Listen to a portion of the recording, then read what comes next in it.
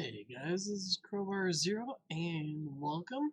Today we're going to have a triple video on basically all of your your crowd control for the tower.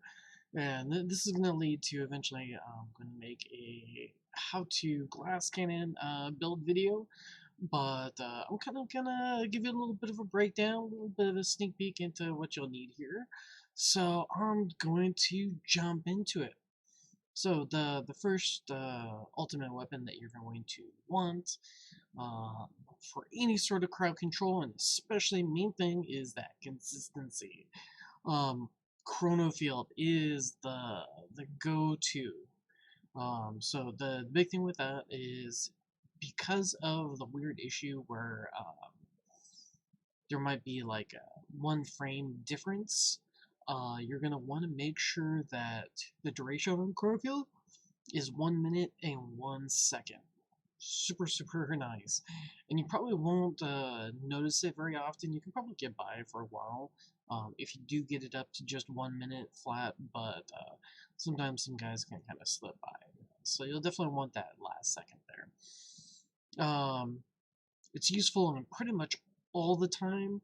There were a few times that I didn't actually have Chrono Field active, and that was usually during when I was trying to build up damage with the Berserker card, or I'm just trying to draw in more enemies to get hit by inner landmines, so I can get kills with that for that one daily mission.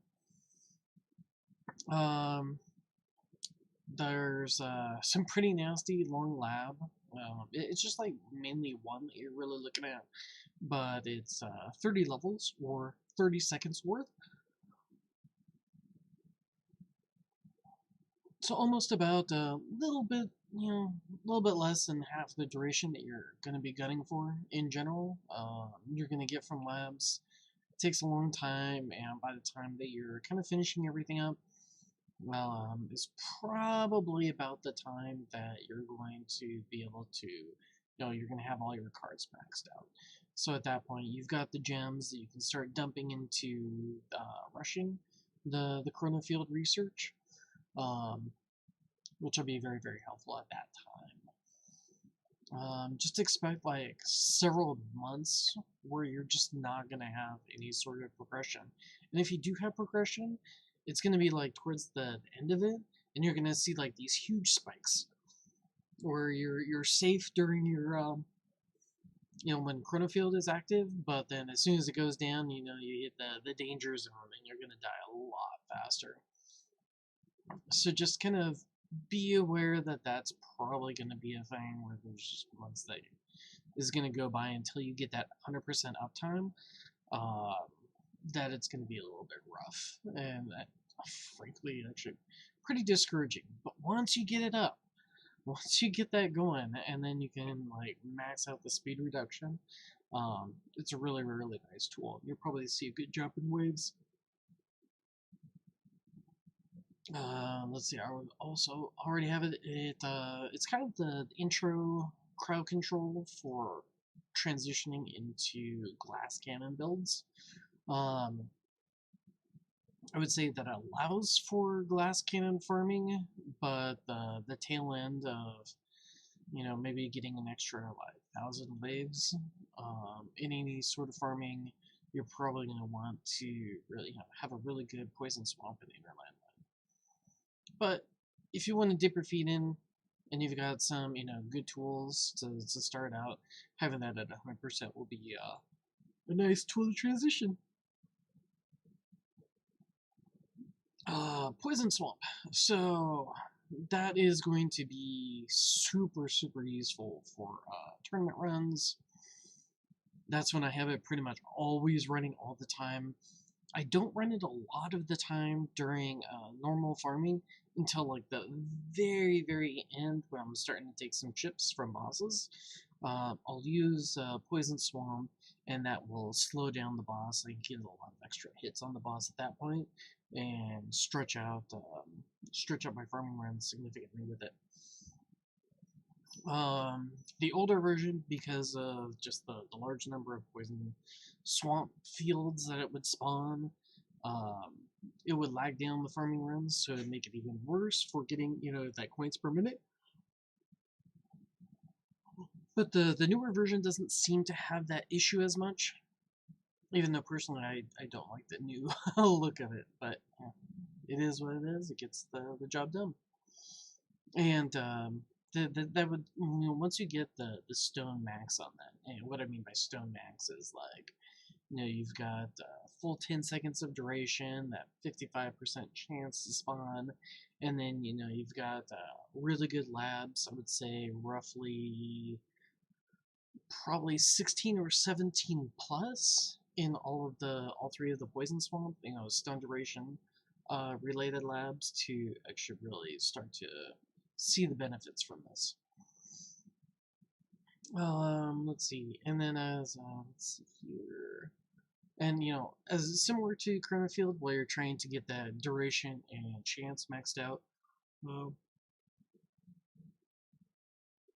you're not going to see a lot of progress, and that was a problem that I had in version 18. It was a lot of, hey, maybe I should do this instead of that, and finally, once I got Poison Swamp, to a respectable level, especially with like the labs and everything that you see right now here.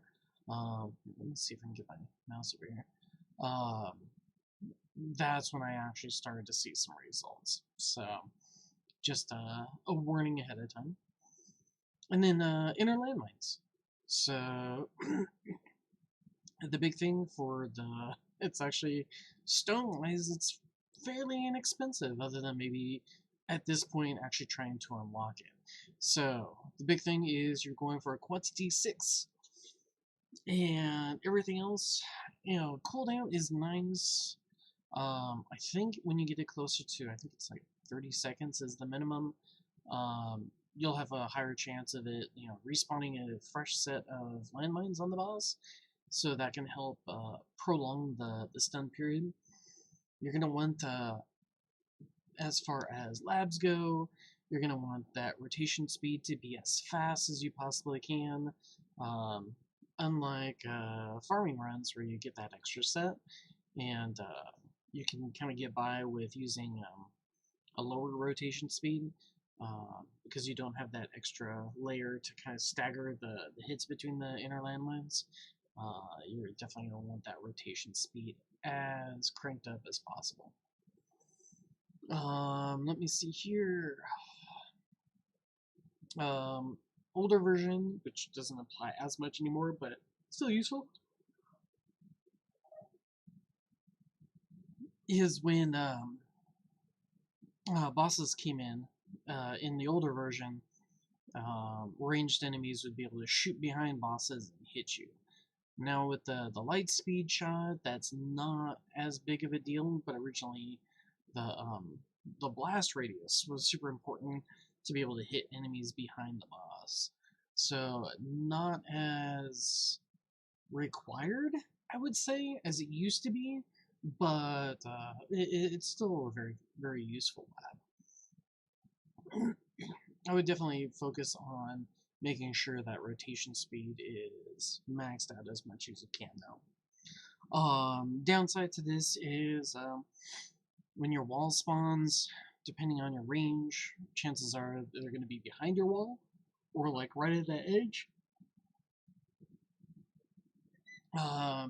So that can be kind of annoying. And then there's also an inner landmine killing mission, and that one can be kind of obnoxious to actually get enemies into the area where they would actually be hit by inner landmines.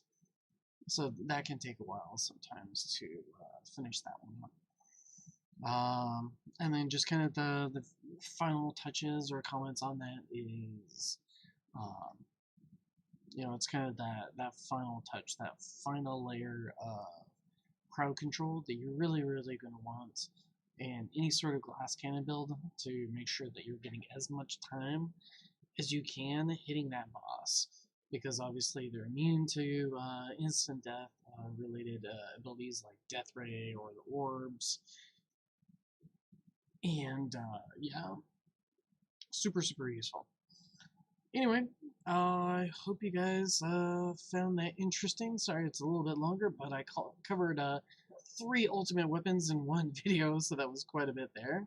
Um, and I guess to just quickly jump into a mission so you can see everything in action.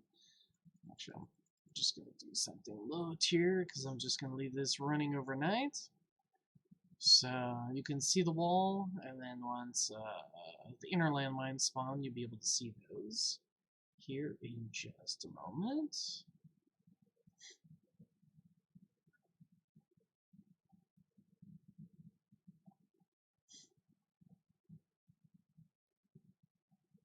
I had a lot going on the screen. Yeah, let's turn on Poison Swamp here. There we go. You can see how it's kind of like right at that wall edge. And I think if the range gets amped up quite a bit, actually I will do that right now so you guys can see. Alright, let's crank that up to max.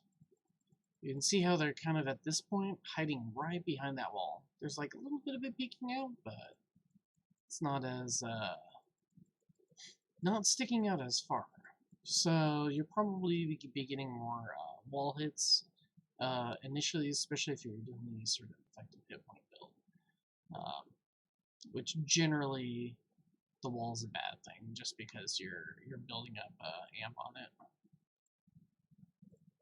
I guess I had a mission for Poison Swamp.